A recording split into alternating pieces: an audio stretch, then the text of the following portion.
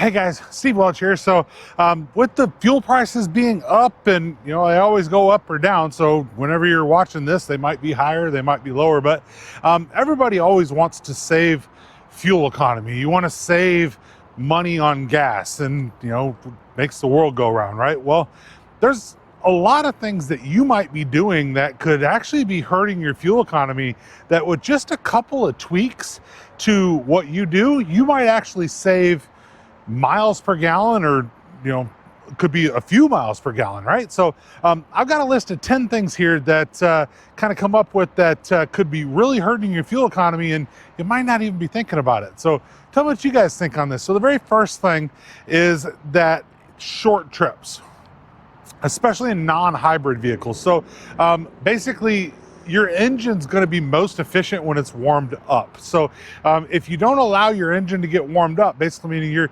driving here, driving there, or whatever, and it's going to spend most of its time warming up to peak efficiency, you're going to find out that you might have the same car as somebody else, and their average miles per gallon is better than yours because, well, they drive a long trip or at least long enough to where it's warmed up for the majority of their drive, and you may not. So that could be one thing that it could definitely be hurting your fuel economy.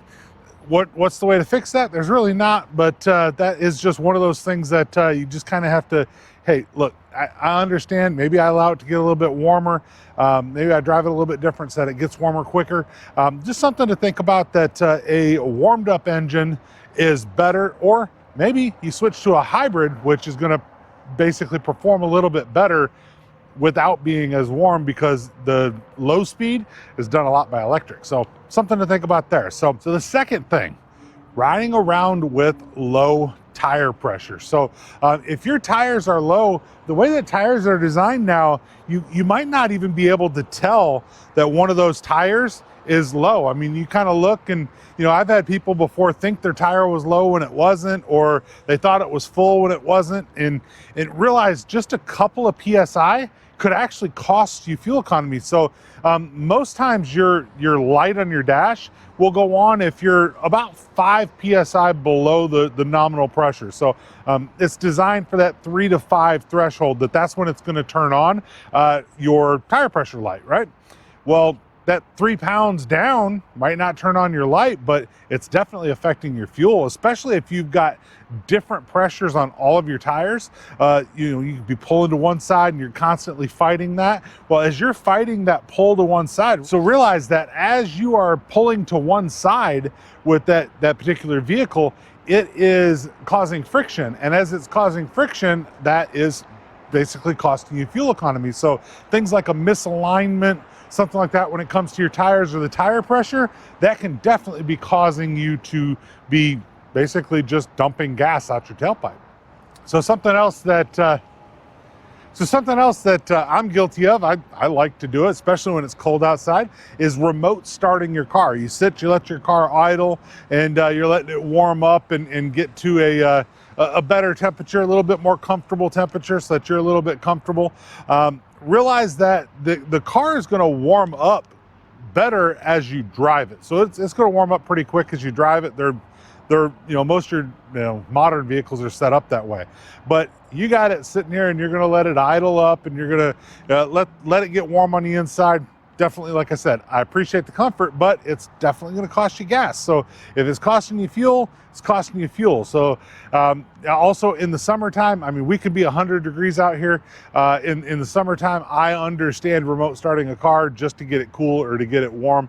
That's something that is, I mean, hey, it makes a lot of sense to do it, right? But like I said, as long as you realize it will cost you fuel to not get you anywhere. So that climate, getting that climate where you want it, it is definitely costing you fuel. So something else that a lot of people don't think about, and it's my fifth one on here, is extra weight in your vehicle. So I've had people before where they come in and you pop the trunk, and man, just the amount of time it takes when they buy a new car to get all the stuff from one trunk into their next trunk, or all the stuff that's in the back of their pickup. They're maybe they got a tonneau cover, and they got jacks in the back and jack stands, and they've got bags of mulch or stuff like that. And you're talking about having a couple 100 pounds plus, maybe a couple 1,000 pounds in a car. I mean, you don't know how much some of this weight has been. I had one lady, I remember, that she had the whole back of her car was full of books.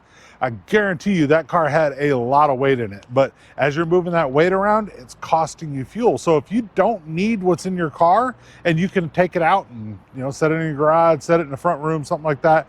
If you don't need to be carrying it, if you pull it out, you could save yourself, I mean, 2 to 5 miles per gallon. You'd be surprised how much taking that weight out is going to save you in fuel. So try that. And, you know, tell us what you think. But that should be something that you can do to save yourself some fuel. So something else that can cost you fuel are accessories, things that you put on your roof, things like roof racks and that. And don't get me wrong, these are factory roof racks on this Corolla Cross that's right here. And you look at them and you're going, well, they're not going to cause that much of an issue. And they likely really aren't. You know, it could be 1/10 of a mile. It could be something like that. But I've seen, you know, car top carriers. I've seen kayak holders, these massive, you know, baskets that people put on the roofs and that. So like I said, if you need it, you need it, right? But just realize the things that you put into the wind are going to cause drag. So as you're going forward, it's going to try to pull you back. Little stuff like that, you can multiply them by several things that are on there or things that you put on the vehicle, and all of a sudden you're going to notice you're not getting quite what you wanted to get when it came to fuel economy. Now, something else that most of these cars have is they'll have eco mode, normal mode, and sport mode. So, and I've told a lot of people, realistically, eco mode is more really for, you know, saving emissions, not so much for saving fuel in most cases. Normal mode is going to kind of get you the best of both worlds in most cases, like I said.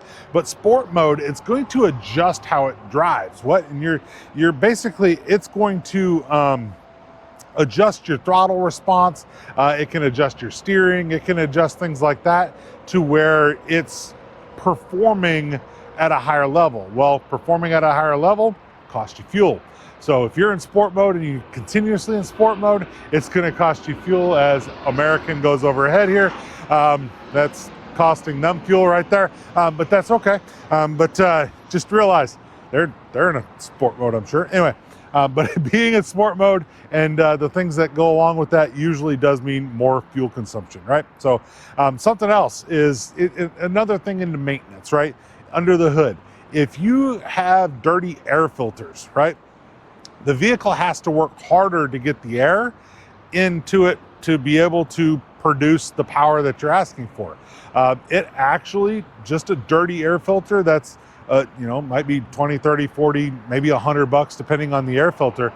Just that dirty air filter could be costing you more in fuel than what it costs to replace it by, you know, hey, I'm going to wait an extra few weeks to replace it so I could save some money. Realistically, if you wait, it's probably going to cost you more fuel to have done that. So replace it when it needs it, and definitely replace it when it says to, but replace it when it needs to. It's going to save you some fuel. And the other thing you don't want to worry, and the other thing you don't want to forget about either is there's a cooling vent that's under the seat on most hybrids. So it's under the back seat. You're going to see a vent that's under there. That cooling vent has a filter too. So you don't want to forget that air filter when you're changing your engine air filter. Helps keep that battery cooler, helps keep that battery efficient, which is also going to help you to get better fuel economy. Something else is another one of those things that I'm guilty of. I want to get there now. We all want to get there now. Actually, I want to get there about 10 minutes ago. So I leave now. I want to arrive before I left, right? That's just kind of the way that things work now, right? So, you know, we do 70, 80, 90 miles an hour on the highway. Well, the faster you go, the more fuel you're going to use, right? And realize that if you're getting up there in speed, which we'll say the opposite of what those people over there on the highway are doing, because they're just kind of crawling, they're getting really good miles per gallon right now, maybe. But as you get up there in speed, then you are going to be using more fuel. So it's just one of those things that the faster you go, the more you use. Now, realize as you go faster, the wind resistance becomes more too. So it takes more to get you going faster, to keep you going faster. If you go a little bit slower, which not all of us can do, but if you go a little bit slower, you're probably going to save some fuel. In fact, you're most likely going to save some fuel. So one of the last things I'm going to do here, and just kind of wrapping it up, the cold weather. So if you're in colder weather, the air is denser in cold weather. It takes longer for the engine to warm up to get to that peak operating temperature, of course.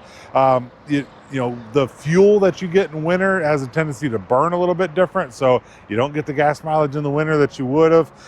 You idle a lot more, tend to idle a lot more. You're using your heater, so it's, you know, maybe you're, you know, like I said, maybe you're starting it, getting it warmed up.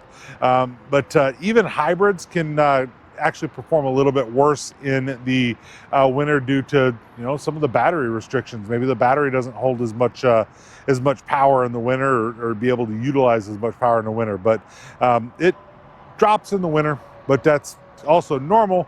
But there's things that you can do too. So I did want to mention too, going back to the highway speeds and that when you accelerate and you just hammer the gas, that's something else. And this is kind of like an extra one here. If you're getting, you know, from a stop sign, or you're getting to where you're getting on the highway and you just floor it, well, keep in mind you're dumping a lot of fuel into the chamber to get going, right? And maybe you have to hit the brakes like right away, and you went 0 to 70 and now you're going 50, so you had to hit the brakes to slow down. Realize that fast getting up to speed, so kind of back to sport mode too, kind of wrapping a lot of that all up together, but getting that really fast up to speed is going to cost you fuel, and a lot of times you can't get that back. Now on a hybrid, you hit the gas, you get regenerative braking, you get stuff like that, you get the you hit the brake, you'll get a regenerative braking where it'll grab back some of that energy that you expelled. It won't be all of it, but it'd be some of it. At least you get some of it back in a hybrid. But if you're not in a hybrid, then all of that's just, you know, wearing down your brake pads and not really gaining you a whole lot in time, and realistically is costing you fuel. So let's sum it up, right? So most of your fuel economy, it isn't lost by like one thing. You're not going, you know what, I lost 3 miles a gallon because of a low tire or whatever. Most of it's like a grouping of a lot of the things I've talked about. So you like to accelerate up, you've got a bunch of weight in the car, and you've got your, you know, one of your tires is low and your alignment's off. That's going to cost you fuel. I mean, you just put it all together, that's costing you gas, right? So it's not normally just one thing. It's a whole group of stuff that's costing you fuel economy. Now it's the good news is like this is right here. You can improve most of it without spending a lot of money. If you've got the weight in there, you take the weight out. You got air pressure, you know, put the air pressure in your tires. You need an alignment. Alignments aren't that expensive. You get the alignment. You need an air filter. Like I said, air filters aren't that expensive. You can fix a lot of these things in a way that will make you save you money, really, right? And on all of that. So if you you know, realize how all these things kind of work together and you monitor it a little bit, then maybe you don't spend as much time at the gas station and you can spend a little bit more time on the road. But I definitely appreciate you guys. And hopefully if any of these helped you, you can like and subscribe to the video. I sure do appreciate that. Like and subscribe to the channel, that is. And definitely appreciate you guys. Leave a like. We'll talk to you guys later. Have a good one.